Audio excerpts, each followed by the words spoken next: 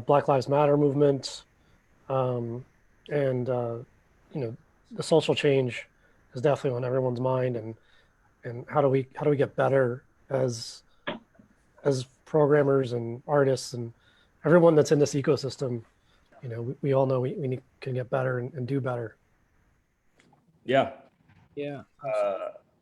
that's awesome. We are Facebook Live. Hello, everybody out there in the Facebook world. That link that I sent to all the rest of the panelists has now gone live, and feel free to share that wherever you'd like. We are going to discuss this week the pitching and releasing content related to prominent topics in 2020. We started this panel with the focus on COVID.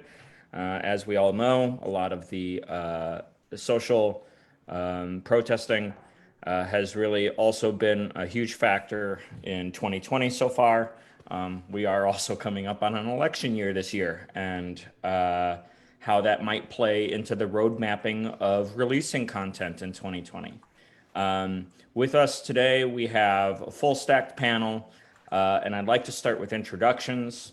Let's start with Alexa Peters. Oh, hi, I'm Alexa Peters. I'm a freelance arts and culture journalist based in Seattle, Washington. I have written about music probably the longest out of all of the different things I write about. And a lot of what I do, I've done for Audiofemme, No Depression, Fretboard Journal, and I currently write often, especially for Audiofemme and Downbeat magazine, so a lot about jazz. And then I also do a lot of local news reporting down here in Seattle for South Seattle Emerald and Crosscut. So I'm currently right now really focused on Chaz, CHOP, the autonomous zone, doing a lot of reporting from down there. So I'm kind of, and then I also do a lot of cannabis reporting. So I'm all over. I do lots of different things, but music is an area where I've done publicity, marketing, and journalism and reporting. So I've got a lot of roots here. So I'm happy to be here. Thanks for having me. Yeah, of course. Hilary, you want to go next? Sure. Actually, I'm drinking out of my Sub Pop mug, so Seattle repping. Hi, everyone. My name is Hilary Saunders, and I'm the managing editor at No Depression. Repping our new t-shirts here. We are a quarterly print journal and daily updated website. We're published by the 501c3 nonprofit Fresh Grass Foundation. And our focus is, like I said, roots music, which we use as sort of an umbrella term to encompass folk music, country music, bluegrass, blues, gospel, any sort of music of the people. So yeah, everything going on right now is absolutely relevant to what we cover and the musicians who make that music that we write about. So yeah, again, happy to be here. Thank you so much for including me. Yeah, of course. Jenny, why don't you go next? Sure. Hi, I'm Jenny Langer. I wear a few different hats in this industry. By day, I am a booking agent for EastCoast Entertainment. We're the largest booking agency in the country. I work out of our Washington, D.C. location. And then I'm also a full-time touring musician. I have an award-winning blues band called Moonshine Society. We just won the International Blues Challenge in January in Memphis for Best Self-Produced CD. And then occasionally, I'm also an instructor at Omega Recording Studios, teaching their artist management classes for their college courses. So there you go. January, that's like 5 years ago now. Dude. How about Ken Wenzel? Hey, everybody. My name's Ken. It's great to be here. I wear, like Jenny, I wear a lot of hats as well. I'm a singer, songwriter, saxophonist, band leader for my band Cross Kentucky, and another band that actually is also signed to EastCoast Entertainment, Riverside Lights. And I'm also a DJ on the side and an educator. So I do a lot. Yeah, I just released my first song in 5 years. It's a song called Healing Heart. It just premiered today on just a couple of hours ago at Elmore Magazine. It'll go to outlets on all the digital outlets on Monday, and I'll premiere a video for it on Americana Highways on Friday, a week from tomorrow. So, And that song is particular to COVID. yes, absolutely. And then it was, I wrote it, gosh, the very last weekend in April, and started playing it out in early May, and had a pretty good response from it. Very strong response from it. The timbre of it changed after the murder of George Floyd, but the overall sentiments of it remain the same. And I, you know, in late April and early May, everybody was sitting in their house. The weather was still crappy. Nobody was going outside. Nobody knew when any of this might end or change or anything at all. And people's spirits were pretty low. And at least in my circles, they were. And Sure. So this tune struck me. The idea struck me. So I ran with it. Awesome. Well, let's revisit that on the panel today. Ian, do you want to finish out the intros? Yeah, hi everybody. Ian Thompson, manager Adrian+Meredith, based out of Appleton, Wisconsin. Continuing with the theme of wearing different hats. I also am executive director of talent for Milo Music Festival up here, and I also book for a local outdoor bar here in town. And that's an interesting add-on there, Ian. I think other people are adding hats to their hat list in 2020 to diversify their money as well, because I think that last one has not been part of your bio the last couple panels. It hasn't, but I just figured, we were off the last panel. I was talking about, everything that's happening. So I just figured add that one in as well. It was on my mind. The feathers in everyone's caps are getting bigger and bigger, huh? Yes. I'm actually really good at sewing masks now. Just It's turning into more of a headdress these days, really. It's not it's more of a headdress. Sure. Well, I'll say hi. I'm Meredith with Adrian. I just want to put a little shout out. Thank you to everyone for joining today. And thank you to everyone who is joining us on the live stream. I will be watching the live stream. I'm commenting there. So any questions or additions that you want to add to this conversation out there in Facebook land, drop them in. I'll be there. I will see it. So. Yep. And we'll interject those into the conversation. So let's get right into it. There's a lot to talk about and a lot of different conversations to be had. I sent around some questions early on, and I'd love to just dive into the first one. So there's about half and half of musicians and half writers about content. The question being, what do audiences want to hear from art in 2020? Do you have any particular experience with hearing from your fan bases about particular topics? Do you feel like your audiences want to hear about COVID and or social protesting, or do they want some distance from it? And and is our job as entertainers to also entertain as well as spark commentary upon the times? If anybody has a place to start, I'd love to just open up the floor. I'm happy to start. Go ahead. I think that right now, authenticity is the number one thing that people seem to be wanting from art right now. And it's not a time to be shoving endorsements in people's faces, and it's not a time to necessarily be overtly selling yourself. But during this quarantine period, people are lacking that connection.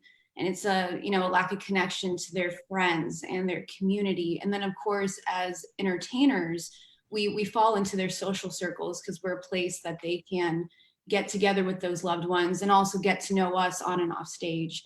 I think they want to see you being real.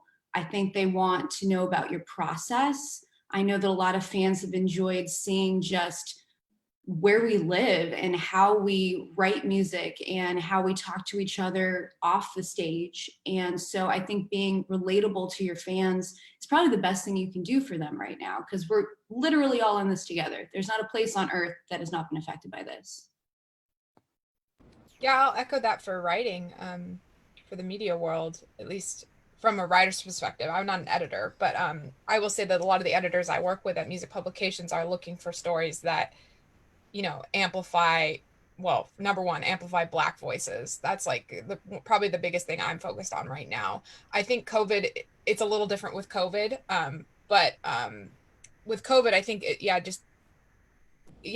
having connection, stories that show connection, showing artists that have made music that is vulnerable and authentic, like what Jenny said. Those are the sort of stories that I'm really drawn to, and I think a lot of my readers are drawn to. Sure. I think as a Americana artist in Nashville, Tennessee, hearing about Black voices in original music right now is definitely something that I would like to hear more of, even as an artist myself. Yeah. And even on the inside, I feel like times are a changing for sure. Yes. Yeah. I was just going to say here quick, and I'll tie this in from my introduction. I was just talking to a local artist recently about the bar gig, possibly later this summer, getting their feeling of what their comfortable level was. When we got in a conversation about, current state of affairs, and they were telling me that it's very important for them to kind of get their message out to, like, you were saying about the passion and the emotion, to get that out there. And I think more time now than ever to just don't be afraid to speak up. And, they have that platform to speak through their music. And I think, it's a good time for them. And as an audience member, as a fan, I think it's a good time to hear it too. Do you feel, and this goes to more the editorial side, do you feel like you're receiving content from artists that follow in those lines? Do you feel like you're receiving more content from a diverse list of artists? Do you feel like you're receiving content that pertains to 2020's primary topics? I'll jump in. I don't think there's a monolithic answer to any of these questions. So Sure. Thus far, I know we're like 10 minutes in, but from as an editor, and I spend more of my time editing than writing these days, I and we at No Depression have gotten a range of responses. So we have gotten some people asking, like, what's your stance on things? Like, what are you going to publish? How are you going to elevate, the voices of marginalized communities, whether that's contributors or musicians. And then we've gotten, your kind of standard bullshit, shut up and sing, which, I guess how I feel about that now. But to me, it's really important to strike a balance there. On the one hand, news is a public service, even in arts and music. And as a journalistic outlet, it's our duty to report on our community and the world around us. And that is not supposed to take sides. It's supposed to strive to these ideals of objectivity, to look around us and talk to community members, to report on what's going on. Mm-hmm. Sorry. Phones are constantly buzzing. Okay. On the other hand, we're published by a nonprofit, and we do have a platform to take sides and speak out about things. Another thing that we are considering is that, especially in terms of pandemic related topics, people are stressed and they're sad and they're grieving and they're sick, and I think, well, someone already mentioned, we're just like yearning for community and companionship. And music is one of the best ways to find that. And so I think it's fair that a lot of people who are clinging to art forms, whether, you know, that's their Netflix account or, you know, their record player, mine's right there. Not everything that we consume has to be reflective of sort of the outside, because we need like an emotional reprieve. And music is such an incredible source of comfort in that way. And so it's been really important to us at No Depression to, in some ways, stay the course of just continuing to publish album reviews, short features. This is all in our digital content and our website, that just kind of remind people that, like, we're still human, we're still here, music is still being made, and the music that's being released right now, for the most part, you know, was recorded and written and recorded a long time ago. And so while we're listening to it now sort of with new context, maybe that's not necessarily how songwriters initially envisioned this art when it was created, when they created it, rather. One more thing, and then I yield my time, as they say, is that we have actually launched a new semi-regular series on our website. We're calling it The New Normal.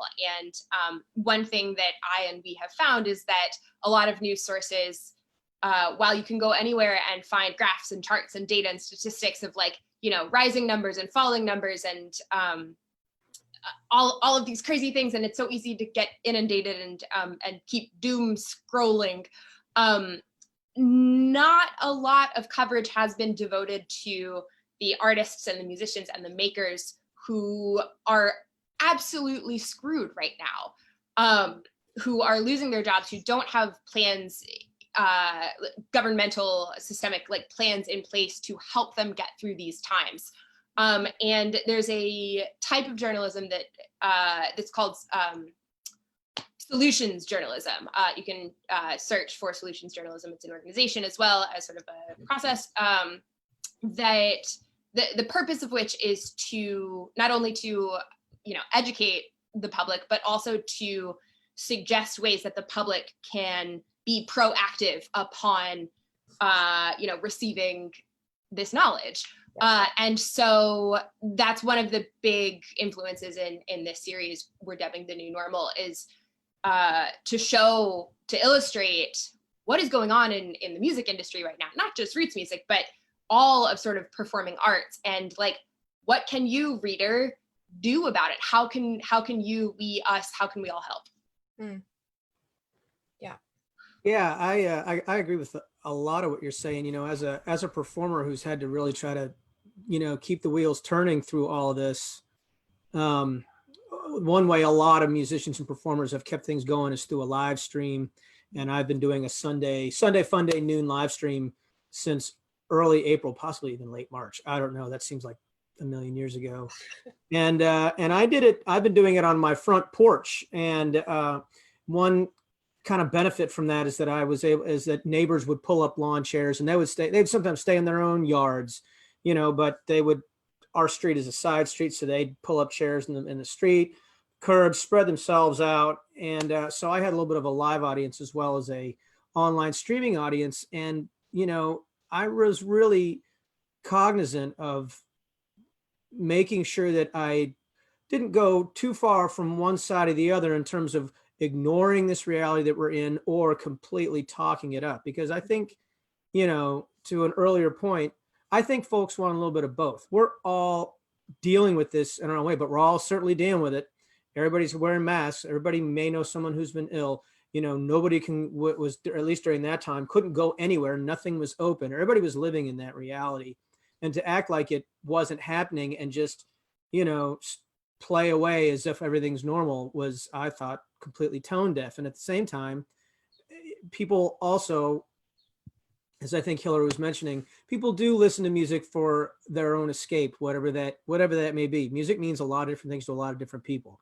So I worked really hard to thread that needle and, yes, play my own music, play some other songs that folks know, provide some escapism so that they could remember what it was like to go to the beach and to go to a bar, to go to hear a regular show. And oh yeah, I remember what that's like. That wasn't too long ago. That's going to come back again. And then on certain tunes, I just enough, and I don't, maybe I got it wrong, maybe I got it right, but bring people together to remind them that we're all doing this. We're all in this together. You know, bring up certain points that everyone can agree on. Small businesses were getting screwed for a long time. Certain things, and I think that I did my best to do that in my live streams. So yeah. Yeah, I appreciate you guys kind of coming full circle on this conversation. I mean, it really has answered the question in a lot of different ways. I mean, in a hyperbole, it is a little bit of both, and I expected that kind of answer because I feel like we all feel that way too, not only as creators but also as those presenting art to others. And additional to your point, Ken, is I think it is also about what does your audience want? And I think the answer also is that the audience wants both as well.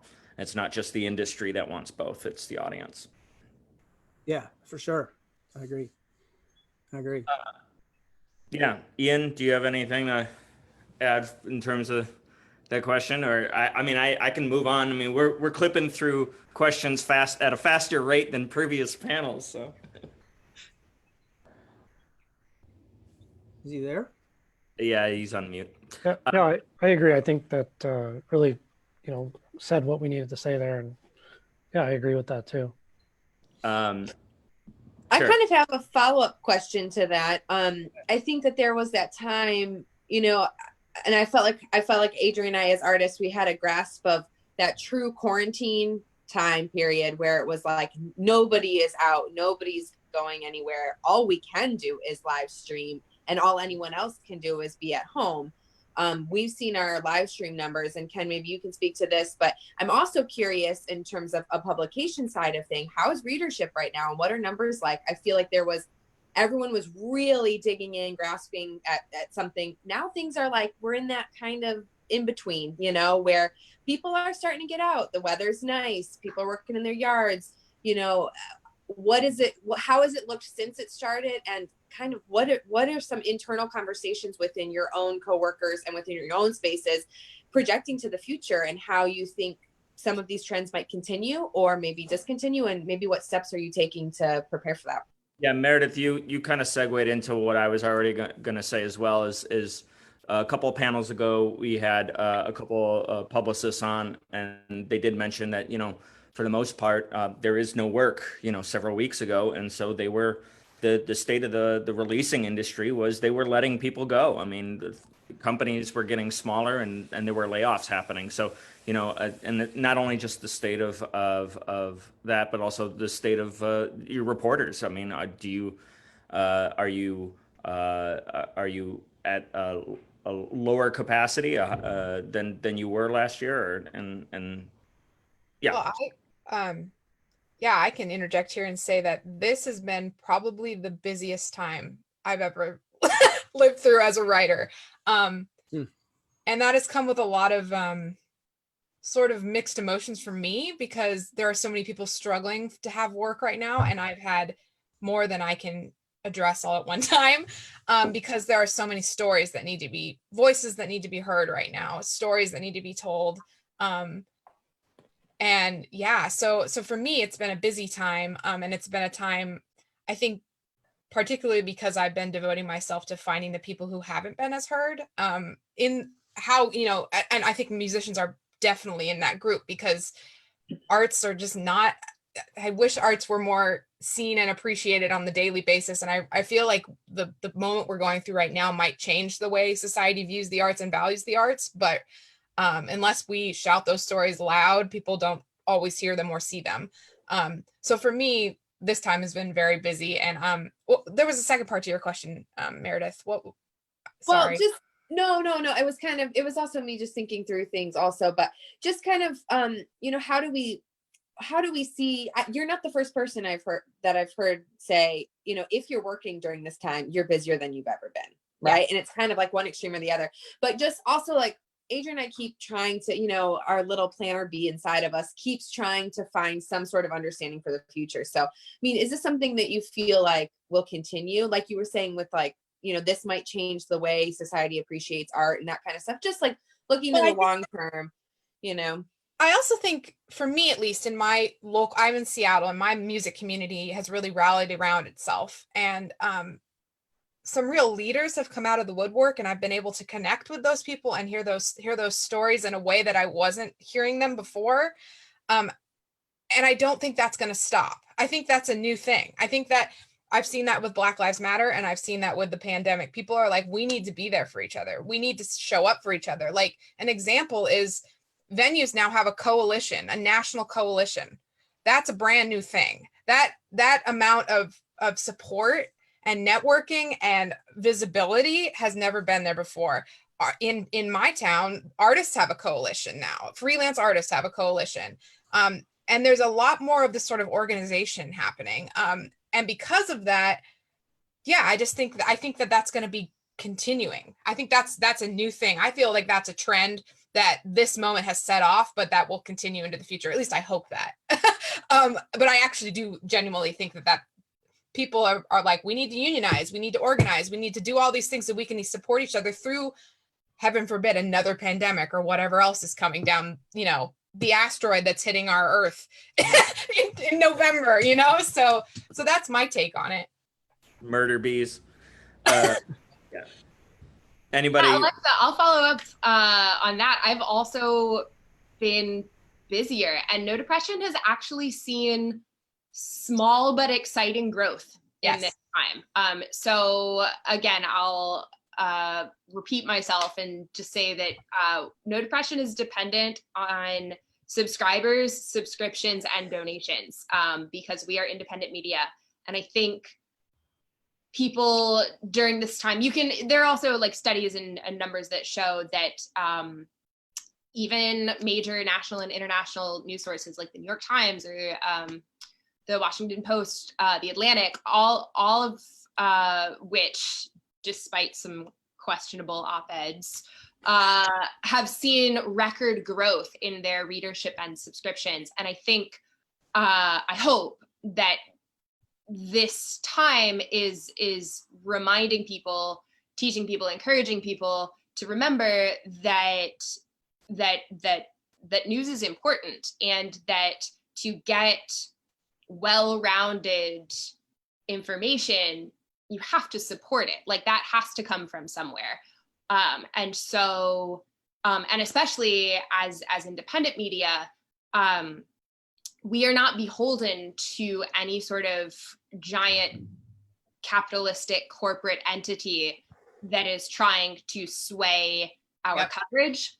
And so, yeah, it's our job as an organization, and it's my job as the editor and the only full-time person who works on the print publication to look around and to really take it personally, to figure out what do our readers want to read and listen to, and whose voices are not being heard right now, why, and how do we fix that? So I too am cautiously optimistic that while we burn down a lot of other problematic systems in America right now, that many media systems and processes also go through some pretty significant systemic changes for the better there. And just really fast, because I know I just talked for a long time, but I'll just say that it's this whole situation too, particularly how it's impacted the music community, which, you know, I was raised by musicians. I grew up in the music community. These are my people, has renewed my sense of responsibility as a journalist. It's renewed my sense of like urgency as a journalist. Like, what I do matters. I'm not trying to toot my own horn, but I'm saying what journalists do matters. And I think there's a little bit of a media moment happening here where people are like, oh, we need media. Media like, good media as the enemy of the people, when every single journalist that I know works so hard, gets paid so little, and does it because they truly believe in the power of information. Yeah. Anyway, no, absolutely. You're stepping on a really great topic that I really didn't think about until this moment, which is fantastic because that's the best part of these things. But when I was hearing the two of you guys discuss this, what came to mind is several particular artists that we started this panel for, which is the artists that don't have representation, the artists that don't have a record label and an advocate for them, the artists that in the past couple of years or even before that felt like it was a white noise, and they were just blurting their white noise into the void of white noise. And when 2020 came along, a lot of artists just thought, well, whatever grasp I had in the void of craziness is now just completely gone.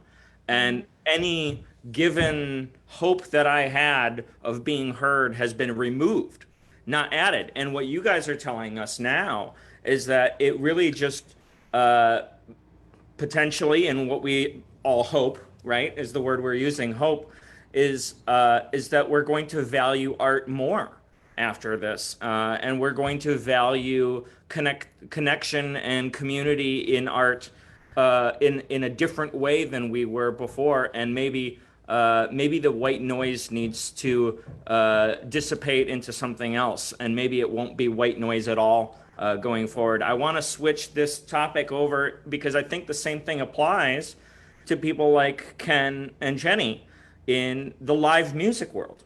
It doesn't have to just be in written word. It can also be, when we come out of this and when events start taking off again, that's original music. You guys both do wedding type situations, people's big moments in their life.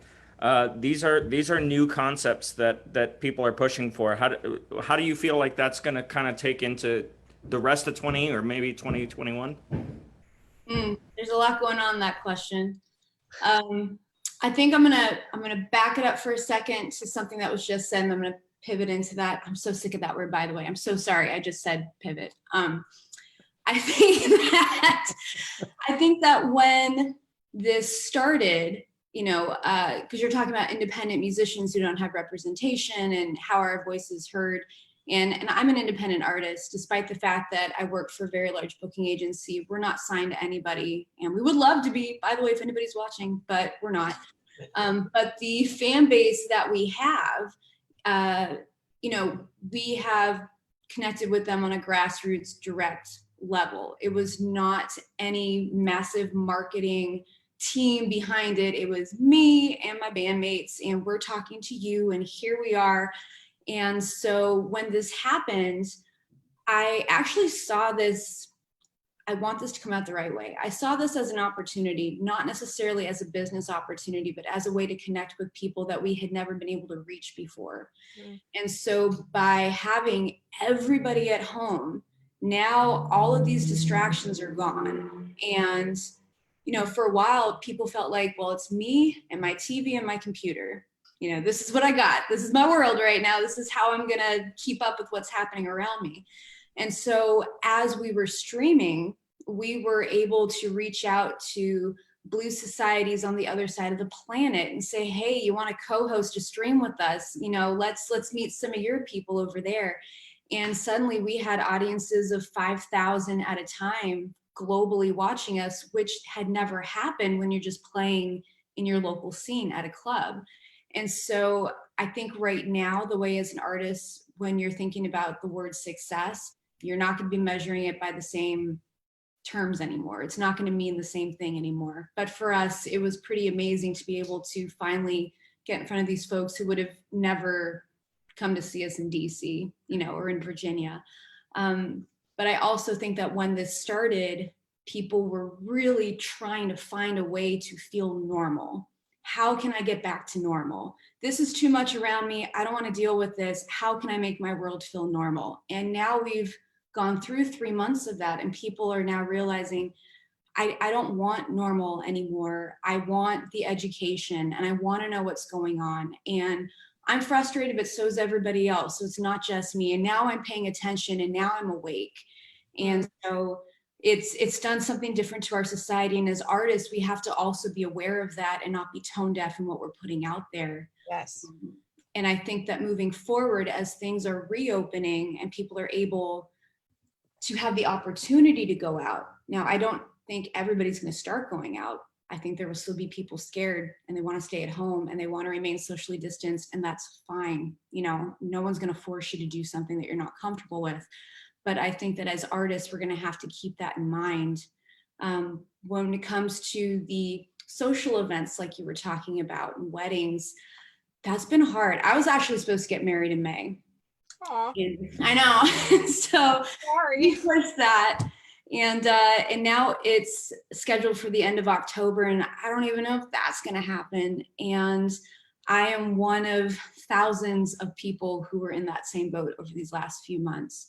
At East Coast Entertainment, we've been working, of course, with a lot of our clients who are private event venues or direct buyers like brides and grooms. And we're not just showing them options for, you know, you can still get married now and then celebrate later. It doesn't have to be a now or later situation, but you know, knowing that they're emotional over it and it's hard for them, and it's not just a contract that we're dealing with. This is your life and your family, and it's, I don't know, it's really taken a totally different spin on what we normally do. And I don't want to take away time from Ken, so I'm just going to let him jump in here. Yeah, it's on. So on I'll dovetail on what you were talking about, just in terms of events. Events have taken it on the chin. We all know that. The touring industry is dead for the rest of this year, as we all know. And that has trickled down. I won't say the entire rest of the year, but the private event industry is probably mostly dead through July, maybe a few things in August. I had a wedding that I was going to run and MC and DJ in Maine on the coast, and I was going to turn it into a tour and play all up through New York and Boston for 10 days beforehand and have that be the spike and the anchor for the whole thing. And it got canceled because Maine is one of the trailing the rest of the country in terms of opening back up. So that couple has now canceled that whole wedding, and they're going to get married in the mountains outside of Virginia. And I'm now a guest at that wedding instead of working it, which is fine. But you know, these things are happening all over the place. You know, all of us are having to rejigger our schedules, push things into 2021. You know, they've been pushed into October, they've been pushed into November. Who knows if that back in April and May, that sounded like a foolproof strategy. That's no longer anything near a foolproof strategy. Who the hell knows what's going to happen in October at this point? You know, so that's just the reality. So we've had, I think a lot of artists and performers have had to work in two speeds. We've had to try to reschedule our lives 6-8 months, a year out. And we've also had to try to keep some kind of momentum going.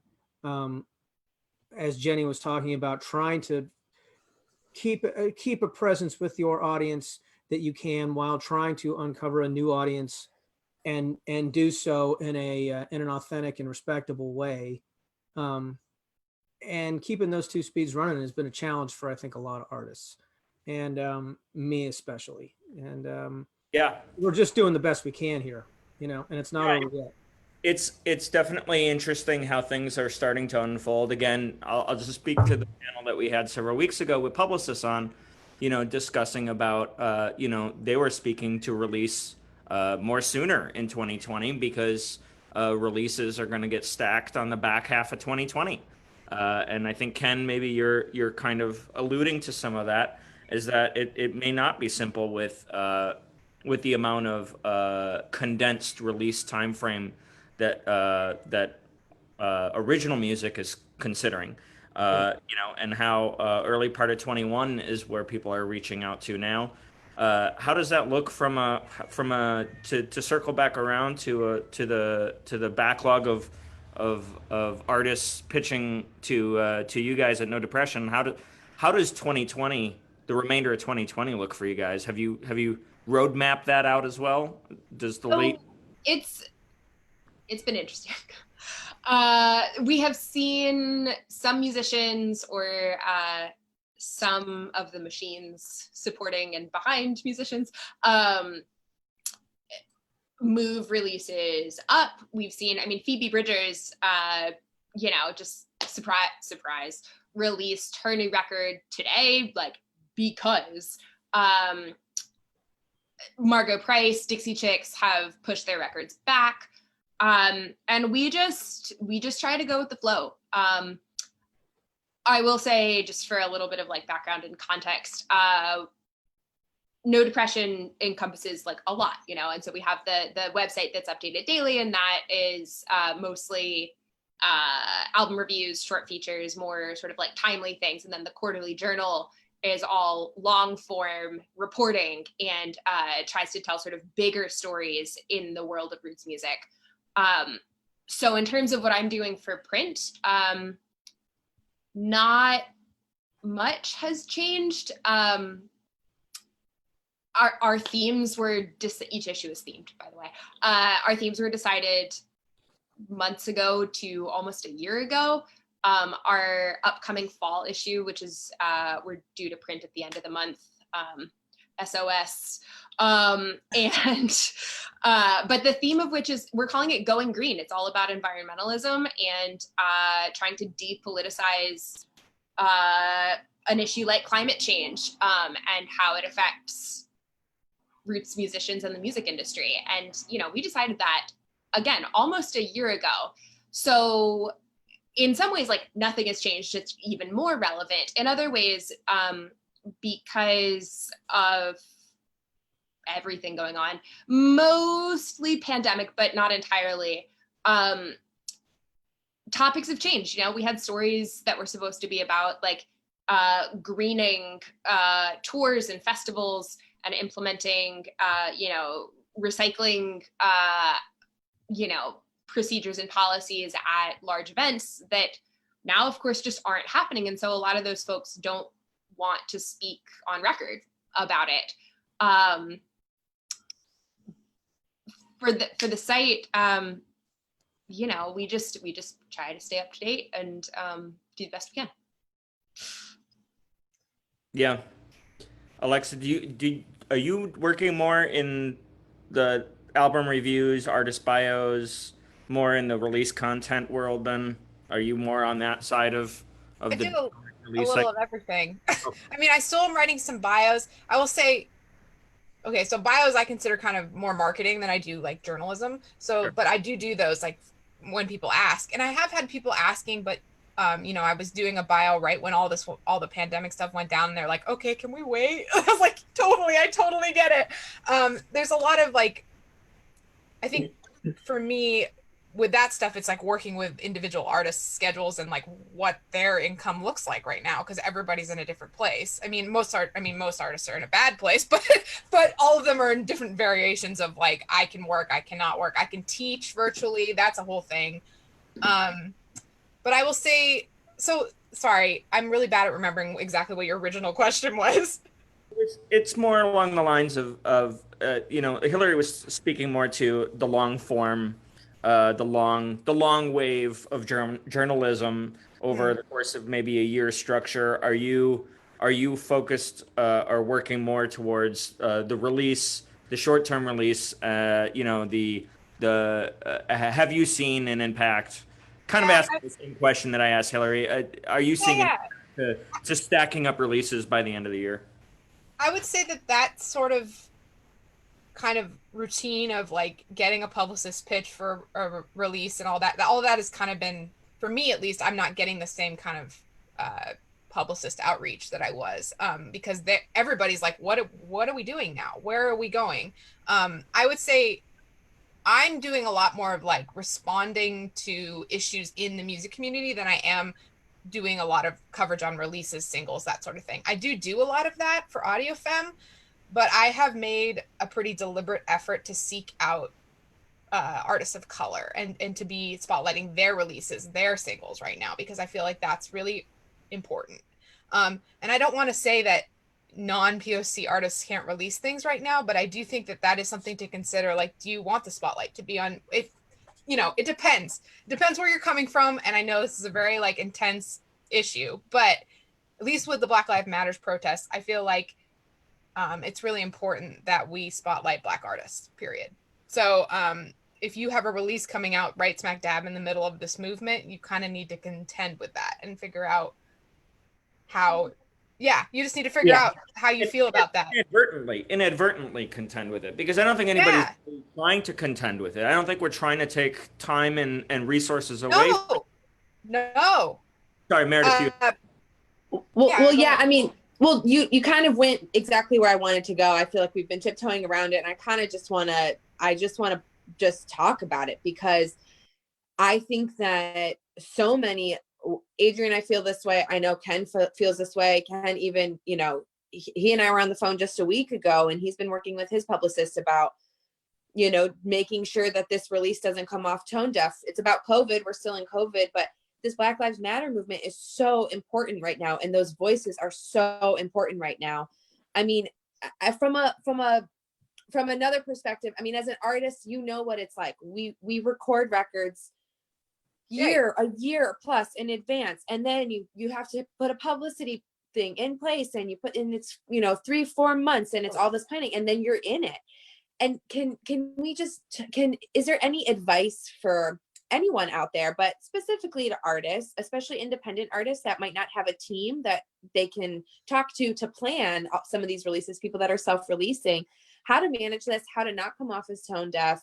Do you plug forward? Do you pull back? You know, and how, just a general conversation about that. Yeah, just to close out what I was going to say, I don't want anybody to feel it, like any non-POC artist to feel attacked by what I just said. I just think there should be a certain level of deference to what's happening with the Black Lives Matter movement.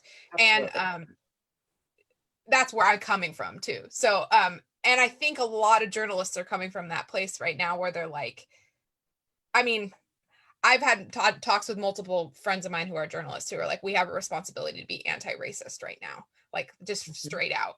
And not everybody feels that way, but that's where I'm coming from. So, but I'll let somebody else take the floor. Yeah, I mean, I think that when an artist has a release that has been in the works, you know, for a long time, and, you know, transactions have been made, and, you know, these songs, like I said earlier, were written years ago, that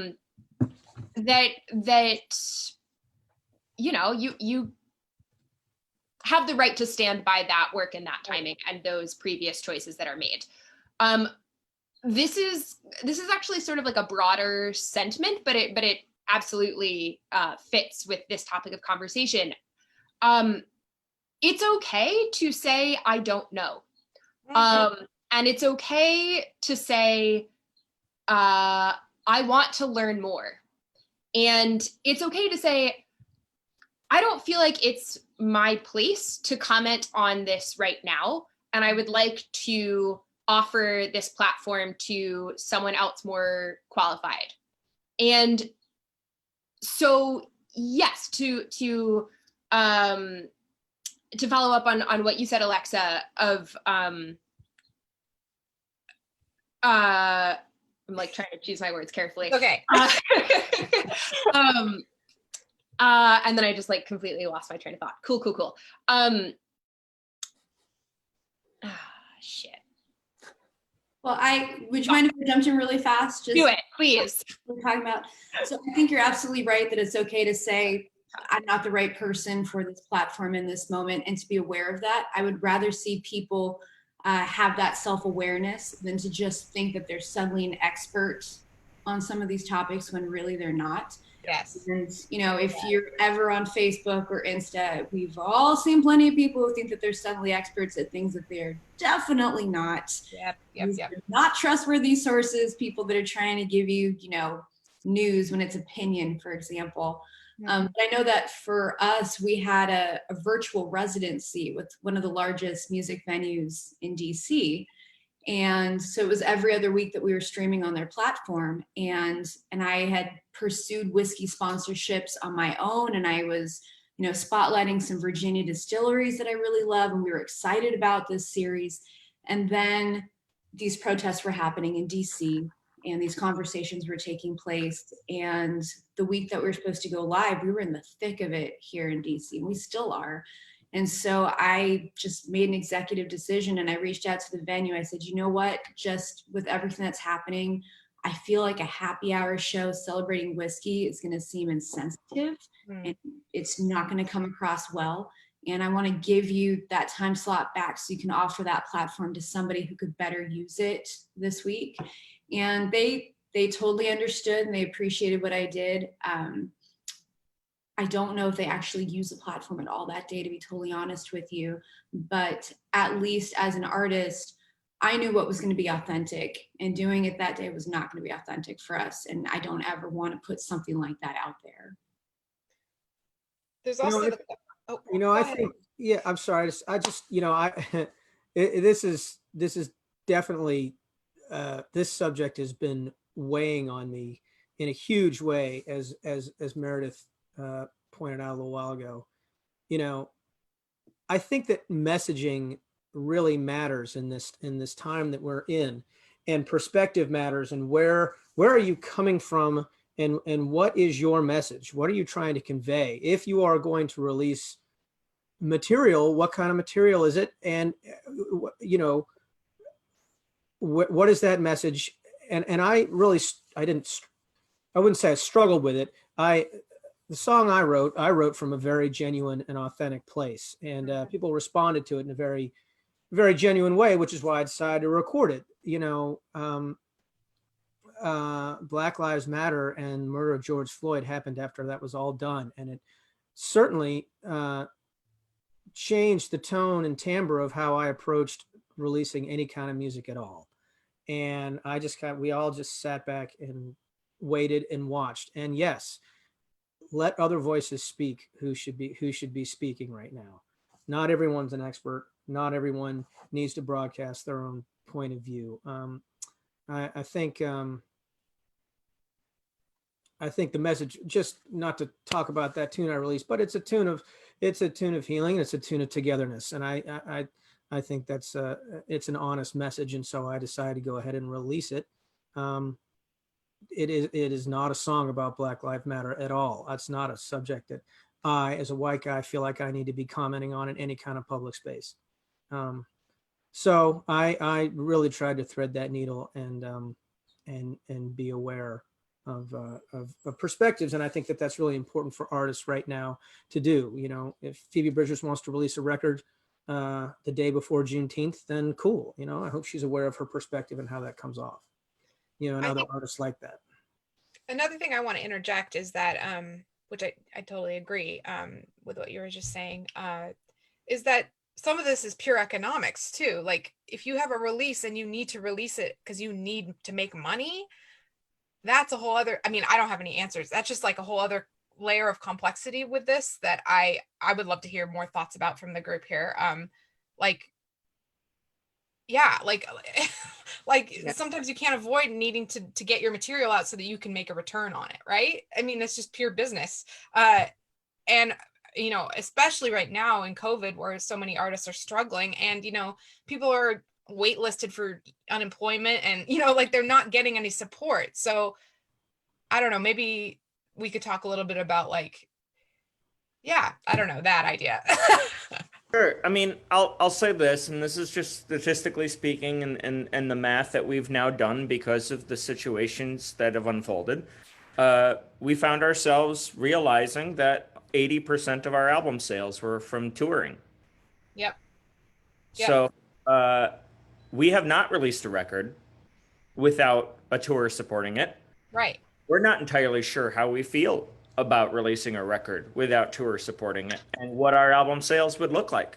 And as you, as industry people, know, the ripple effect of not selling as many records means that you don't get support for the next record because you didn't sell enough copies. And you're always thinking one step ahead and 1 year ahead. And I do agree with you that there are artists that require album sales to make a living. Right. But I also do feel like that may be another aspect that might change. Yeah. Sadly, I do think that there are going to be, I do think that there are going to be music venues that go away from 2020. And sadly, I think that there's going to be some business models for bands that might go away, at least temporarily. Um, a full music income right now means no income for the last 3 months. And I think artists do realize that now. But I do think that temporary work is probably keeping half of Nashville alive right now. And I think that some of them are okay with it, some of them are not. But I do think that we're finding ways, financially speaking, and then we're finding ways creatively speaking. And I think those that have the flexibility of being able to work both jobs simultaneously are going to probably be the ones that have content that reflects the times. Yeah, when I'm talking with students at Omega, I like to talk about the idea of intention behind your work. And pre-COVID, what was your intention behind this music and why are you releasing this? And that can help shape not only what you're recording, but your entire campaign up to release. Now, I think considering what your intention is more important than ever. Are you releasing this just to release it? Are you releasing it because your fans have been waiting a long time for it and you've been promising it to them and you don't want to disappoint them? Are you releasing it because it's relevant to what's happening in the world right now and you feel like you can't wait to get this out there because it won't be timely? Do you just really need the money? And if that's your intention, is to make the money, well, then you better have a good plan in place if you can't be touring behind it. Because you're right, Adrian, a lot of albums do require that tour support to make that album a success. So I think any artist who walks into it right now releasing content that does not have intention and a plan is going to look back and think, I did that really poorly. Yeah, I agree. Not to interrupt, I totally agree. I don't think that there's a one answer for this. I think the answer is you have to ask yourself the question. Yeah. Really quick before we move on, Hilary, I guess I have, kind of a specific question for you too, which is just, again, from your perspective, from the seat that you sit at in the music industry, what kind of conversations are happening? Obviously, there's always a conversation about what gets written about, what doesn't get written about, what gets viewed, what doesn't get viewed. And I know right now it is so important to bring, voices forward, especially of artists and people of color right now. But is, for the records that are just kind of, they were a freight train and they're coming no matter what, are there, is there inner conversations right now, or are you able to bump things or move things around? Or, PR campaigns are expensive. It is part of the business model, but is that also a reason for people to wait too, of thinking this actually isn't going to get press because it's really not relevant to the times right now? Is that real? So, we've certainly been having conversations internally of, what our coverage should look like in all kinds of ways. But I think it goes back to something that we discussed earlier, which is that the purpose of music right now is so broad. People use and need music for so many reasons. And so if a record that has no commentary on social issues is still slated to come out, our job as a music magazine, music media outlet is to talk about the news, and that has a time peg and that is worthy of some degree of coverage. If of course the music is good and there's an audience. Absolutely. Yeah. If it's garbage music, then we don't gotta cover it.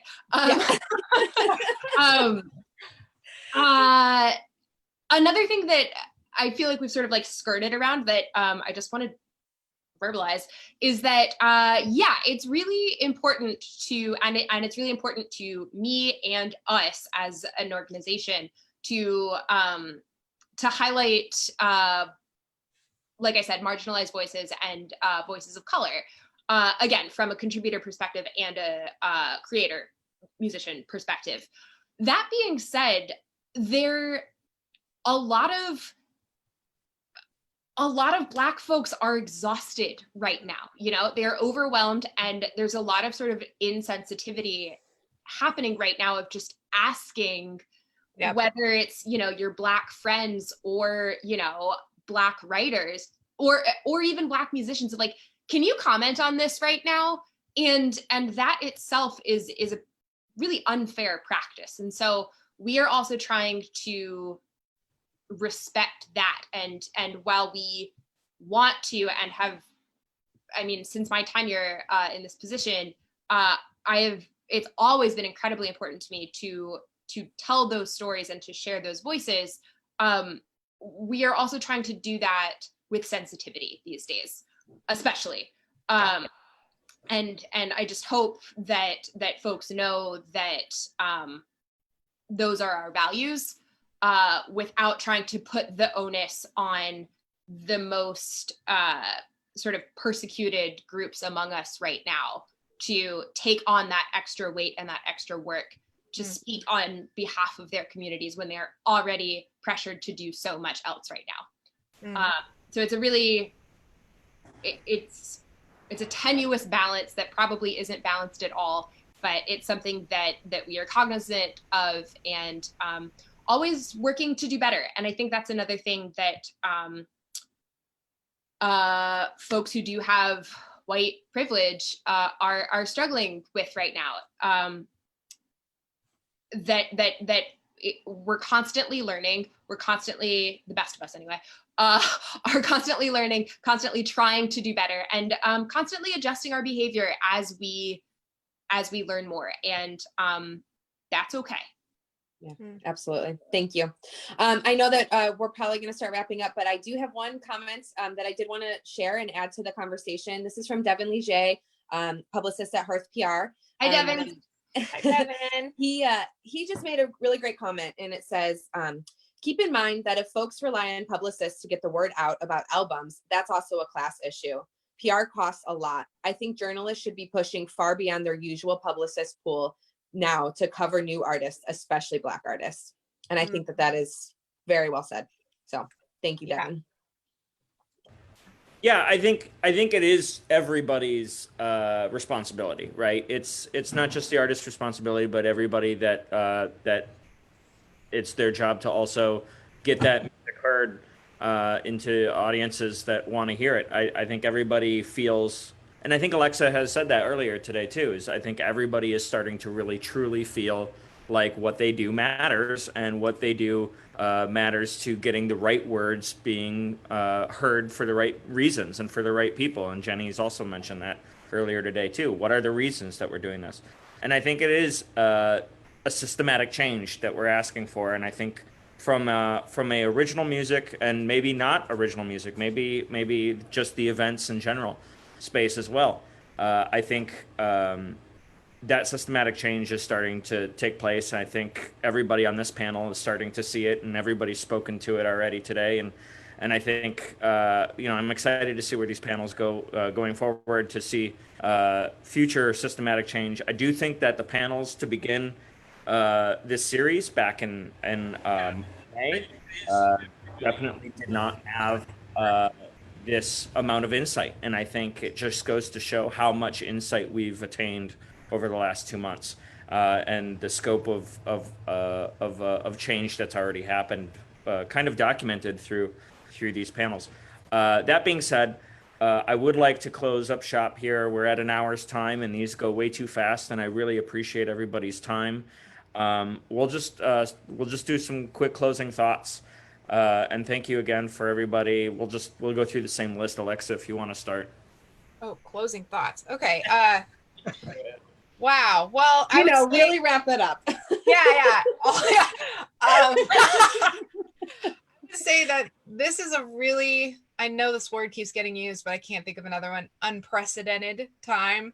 I'm sorry that I just used that word, but I think Okay, Jenny, another really important thing I want to add here is that there is no like right answer. I think part of what is so overwhelming about all of this is that the binary that the world has been in is completely shattered, and so much of what we use to frame our lives is ruptured by all of this, and that's bad, good. It's so many different things, right? So being gentle with ourselves and really thoughtful about everything is the best way to go about this, I think. And yeah, I guess those are my closing thoughts.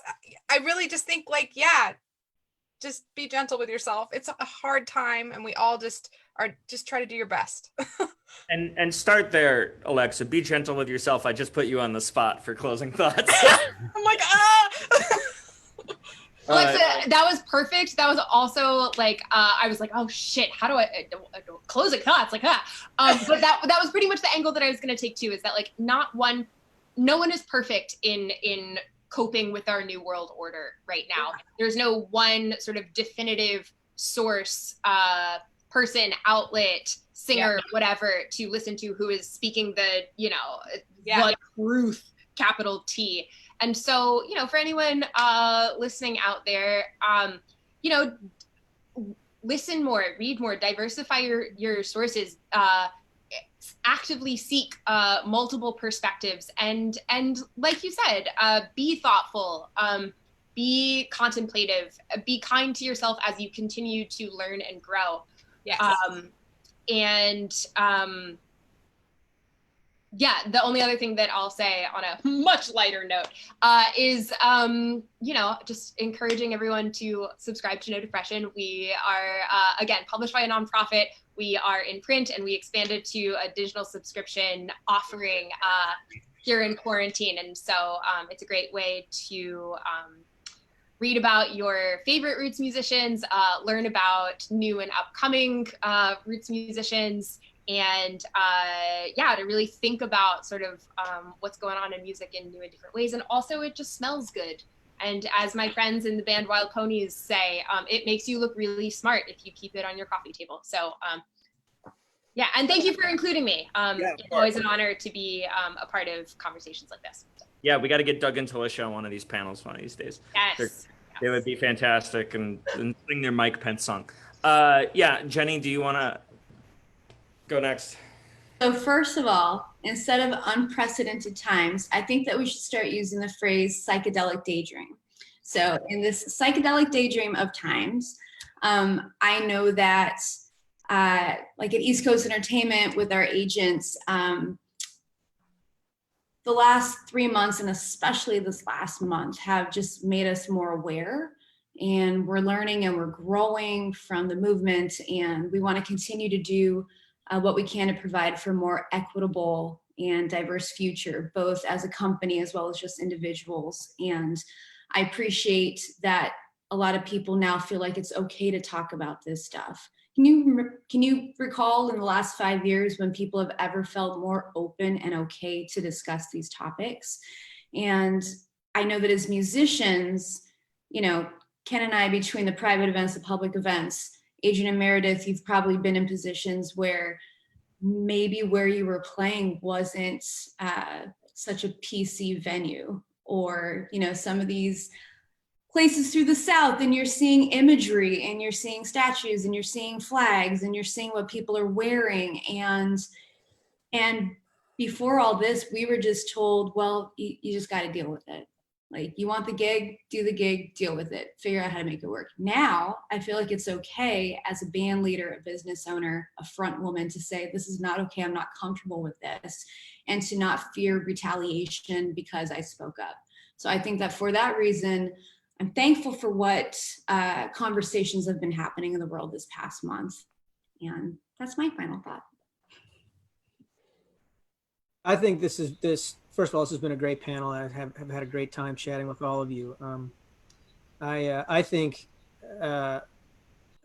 you know, the psychedelic daydream we've all been living through has just, it's really given artists specifically an opportunity to broaden their message, broaden their viewpoint, change the perspective that they're coming from, and really use reading, use articles, use this time of growth to really hone and enhance where it is you're coming from, both as a person, as an artist. And I think that I would hope that a lot of us are doing that. And I think that, you know, perhaps you might see some of that in music going forward. No, I certainly hope so. And I'm going to add to that and say, go and listen to Ken Wenzel's Healing Hearts song on Elmore magazine for COVID, because it's a great song and it's a great music video when that comes out too. Ian. Yeah. Thanks again for including me in this. Thank you everyone for joining. Really great insight. Last week's panel, there was some mention of mushrooms. So it kind of ties in and bridges in nicely to the psychedelic daydream that we're all in, and maybe something I might be doing this weekend. But I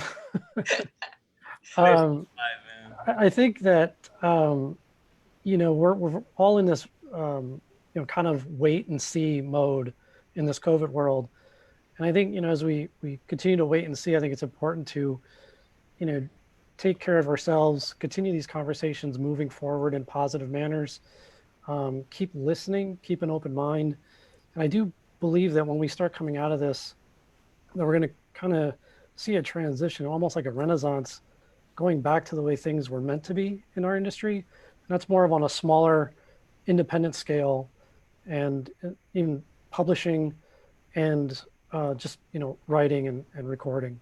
So I can only hope that comes about. Yeah. So that's a great comment that I will add to, is one of the reasons that we started this whole panel is Steve Johnson from Merlefest started a panel very early on in May, and they talked about the impact of COVID to the industry, and it was Angus Finnegan from Folk Alliance that just straight up said, well, I think the industry is going to go back to its original intent, which is playing songs to make us feel better about ourselves, maybe sitting around a campfire, maybe a porch, and try to bridge some gaps that can't be done, and maybe build some empathy where we can't really find it anywhere else. On that note, I very much appreciate everybody's time. Thank you guys so much for joining. These will be live on Facebook, on our website. We're archiving these as well. Take a look at any of the other panels. They're all free. We appreciate all you guys' time. Thank you so much. Thank you. Thank you. Hey. Thank you guys. Bye. Take care. Thank you guys. Everyone.